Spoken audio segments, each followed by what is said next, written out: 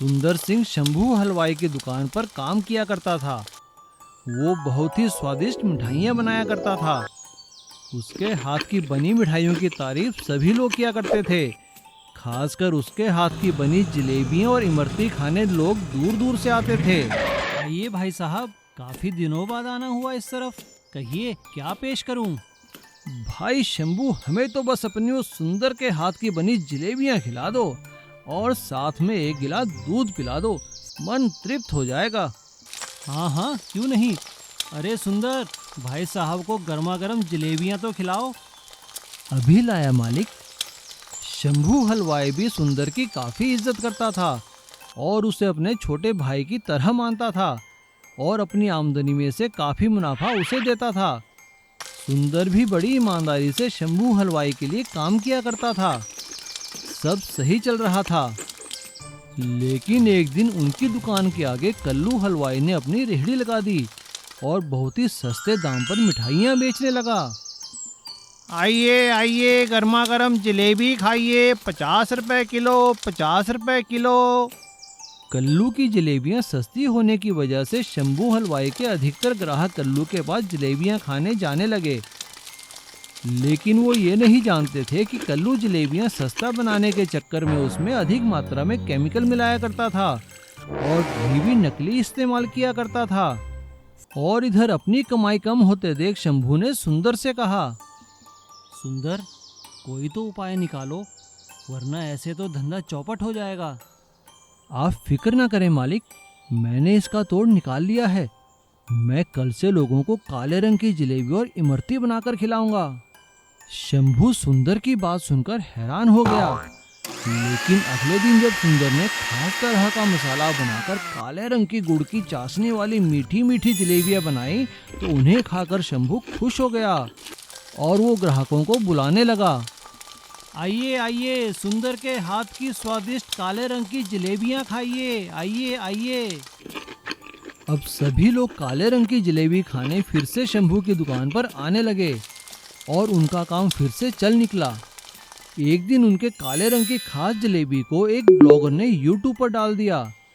इसके बाद उनकी काले रंग की जलेबी पूरी दुनिया में प्रसिद्ध हो गई और उनके पास दूर दूर से ऑनलाइन ऑर्डर भी आने लगे और उनकी दुकान शंभू सुंदर की काले रंग की जलेबी वाले के दुकान के नाम से दुनिया भर में प्रसिद्ध हो गई। और एक दिन कल्लू हलवाई का भी भांडा फोड़ हो गया और उसे नकली और केमिकल वाली मिठाइयाँ बनाने के चक्कर में जेल की हवा खानी पड़ी। चोर का जेल से भागना। हरिपुर गांव में सोनू नाम का एक चोर अपनी माँ और बहन के साथ रहता था। उसे चोरी के अलावा और कोई काम नहीं आता था। वो चोर होने के बावजूद भी अपनी माँ और बहन से बहुत प्यार करता था। उसकी माँ और बहन भी उससे बहुत प्यार करते थे। सोनू की माँ हमेशा उसे चोरी करने के लिए टोका करती थी। अरे कमबख्त, ये चोरी का काम बंद कर दे, किसी दिन बहुत बुरा फंसेगा और बहुत पछताएगा। क्या माँ, तुम फिर शुरू हो गई ना? दीदी देखो ना माँ को। माँ तुम नाराज मत हो, मैं इसे समझाती हूँ। सोनू इधर आओ मेरे पास। लेकिन सोनू की बहन सुमन उसे हमेशा बचा लिया करती थी। सोनू कई साल तक चोरी करके पुलिस से बचता रहा। अपनी माँ के बार बार टोकने पर उसने अपनी माँ से वादा किया कि बहन की शादी हो जाने के बाद वो चोरी का काम छोड़ देगा और ईमानदारी से कोई धंधा शुरू करेगा। लेकिन एक दिन सुनार की दुकान से गहने चुराते हुए जो वो अपनी बहन की शादी के लिए चुरा रहा था, उसे पुलिस ने रंगे हाथ पकड़ लिया और उसे जेल में डाल दिया। जब इस बात का पता उसकी माँ को लगा तो उसकी माँ ने सुमन से कहा, देख लिया सुमन, मैं कहती थी एक दिन ये बहुत बुरा फंसेगा इन चक्करों में। अब जाकर जेल में समझा अपने भाई को, शायद उसे अब कुछ समझ में आ जाए। सुमन सोनू से मिलने जेल में जाती है और उसे समझाती है कि वो बुरे काम छोड़ दे। सोनू उससे वादा करता है, बस दीदी, अब किसी तरह आपकी शादी हो जाए, उसके बाद मैं सारे काम छोड़ दूंगा। मैंने आपसे पहले भी कहा था। सोनू को चोरी करने के इल्जाम में 1 साल की सजा हो जाती है। 1 साल की सजा पाने पर सोनू परेशान हो जाता है क्योंकि उसकी बहन की शादी तो 1 महीने बाद ही थी। जेल में उसकी मुलाकात जग्गा नाम के एक आदमी से होती है जो एक खून के आरोप में सजा काट रहा था। जग्गा की जेल में बहुत पहुंच थी उसकी सभी इज्जत करते थे। सोनू जग्गा से मिलने के बाद जेल से भागने का प्लान बनाने लगा और सोनू ने जग्गा से झूठ कहा। जग्गा भाई, क्या आप मेरी जेल से भागने में मदद कर सकते हैं? मेरी माँ बहुत बीमार है, मैं बस एक बार उससे मिलना चाहता हूँ। क्या कह रहे हो तुम सोनू? अगर ऐसी बात है तो ठीक है, कल तैयार हो जाना। किचन का सामान लाने वाली गाड़ी में मैं तुम्हें भेज दूंगा बाहर। और जग्गा प्लान के मुताबिक किचन का सामान लाने वाली गाड़ी में सोनू को जेल से बाहर भगा देता है। सारे जेल में हड़कंप मच जाता है। जब जेलर को पता चलता है कि जग्गा ने सोनू की मदद की है तो वो जग्गा से कहता है, जग्गा, हम सब तुम्हारी इज्जत करते हैं, लेकिन तुमने ये क्या किया? एक चोर को जेल से भगा दिया। अरे साहब, उसने कहा था कि उसकी माँ की तबीयत बहुत खराब है, वो उनसे मिलके आ जाएगा। क्या कहा? उसकी माँ की तबीयत? अरे उसकी माँ तो बिल्कुल ठीक ठाक है, उसने तुमसे झूठ बोला है जग्गा। ये बात सुनकर जग्गा को सोनू पर बहुत गुस्सा आया और उसने जेलर को सोनू के छुपने वाली जगह बता दी। पुलिस ने उसके घर पे छापा मार के सोनू को पकड़ लिया और उसे फिर से जेल में बंद कर दिया। जेल में जग्गा ने सोनू की खूब पिटाई की क्योंकि सोनू ने उसे झूठ जो बोला था। सोनू ने जग्गा से हाथ जोड़कर माफी मांगी। जग्गा भाई, मुझे माफ कर दो, मुझसे बहुत बड़ी भूल हो गई।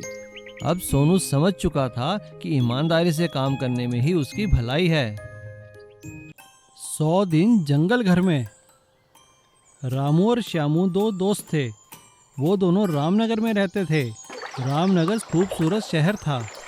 रामू के पिता का शहर में बहुत बड़ा कारोबार था और श्यामू के पिता के शहर में समुद्र तट पर एक छोटी सी दुकान थी जिसमें वो पाव भाजी और चने आदि बेचा करते थे।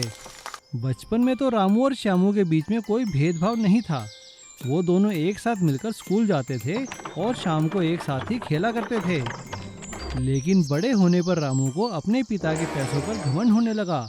एक दिन रामू अपनी एक बड़ी गाड़ी में बैठकर श्यामू की समुद्र किनारे पाव भाजी की दुकान पर आया और गाड़ी से उतरकर उसने श्यामू से कहा, अरे श्यामू पाव भाजी वाले, देख तू अभी तक वही पाव भाजी बेच रहा है और मुझे देख, आज मेरे पिताजी ने मेरे लिए एक नई कंपनी खोली है और मुझे नई गाड़ी भी दी है।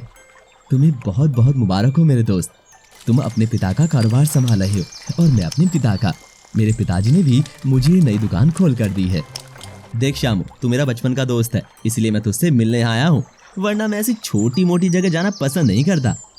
और जैसे ही रामू गुस्से में वहां से जाने के लिए पीछे मुड़ता है तो वो फिसलकर गिर जाता है। ये सब देखकर श्यामू भागा भागा वहां आता है और रामू को उठाने के लिए अपना हाथ आगे बढ़ाता है, लेकिन रामू उसे डांटते हुए कहता है, हटो यहाँ से, दूर हट जाओ। रामू की ऐसी हरकतें देखकर श्यामू बहुत बुरा लगता है और वो सब रामू को सबक सिखाने की ठान लेते हैं।